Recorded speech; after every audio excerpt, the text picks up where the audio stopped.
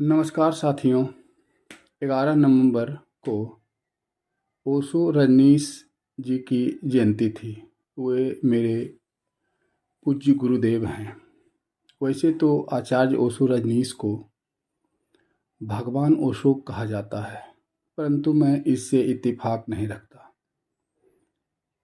आचार्य ओशो रजनीश ने भी कहा कि जिसने दिखाई चांद उसकी उंगली पकड़ ली। मतलब यह कि जो चांद के बारे में बताता है उसी की उंगली पकड़ ली जाती है। हालांकि भगवान से संबोधन ओशो के जीवन काल में ही होने लगा। पता नहीं इसके क्या कारण थे कि उन्होंने इसे स्वीकार किया होगा। फिर भी मैं आचार्य ओशो रजनीश को एक महान चिंतक, महान अध्ययनवेत्ता, महान तर्कशास्त्री और एक महान प्रवचनकर्ता, एक महान मोटिवेटर भी मानता हूँ। इसके कई कारण हैं।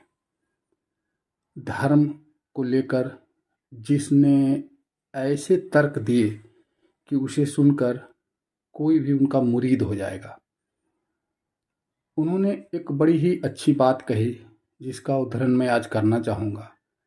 धर्म को लेकर उन्होंने कहा कि सोचिए कि यदि कोई हिंदू धर्म में बच्चा जन्म लेता हो और उसका पालन पोषण मुसलमान के घर में होता है तो उसका धर्म क्या होगा। इसके विपरीत भी उन्होंने कहा कि मुस्लिम धर्म में जो बच्चा जन्म लेता हो और उसका पालन पोषण हिंदू के घर में हो तो उसका धर्म क्या होगा। निश्चित तौर पर धर्म का किसी जाति और धर्म से मतलब नहीं रह गया। ईश्वर ने इसमें भेद नहीं किया है। एक और बात उन्होंने कही कि हमें अपने खानदानी खून, अहंकार और सर्वश्रेष्ठ होने के इस ईगो को भी त्यागना होगा। मनुष्य सभी एक हैं, सभी जातियां एक हैं। कई बातें हैं जो उन्होंने कही और वह प्रभावित करता है। धर्म और ईश्वर को लेकर उन्हें जो बात कही वो बहुत ही सटीक है। वे नास्तिक नहीं थे। वे कहते थे कि मैं आस्तिक हूँ, परंतु वे कहते थे कि तुमको किसी ने बता दिया कि वहाँ ईश्वर है तो उसको मत मानो, चाहे वह किसी भी मत और धर्म का धर्मस्थल हो या ईश्वर हो। ईश्वर है यह मैं कहता हूँ। तो अगर कोई चीज़ सच है तो उसे तुम खोजो। तो जब तुम खोजोगे तो वह ईश्वर के होने का प्रमाण मिलेगा और तुम ईश्वर को पालोगे।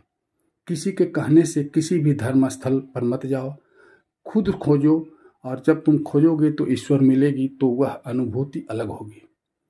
कहने का मतलब यह कि आचार्य ओशो रजनीश ने जीवन के सभी क्षेत्रों में जो गूढ़ रहस्य की बातें बताई, जो उन्होंने चिंतन दिया, उसका हर किसी के जीवन पर गहरा असर पड़ता है।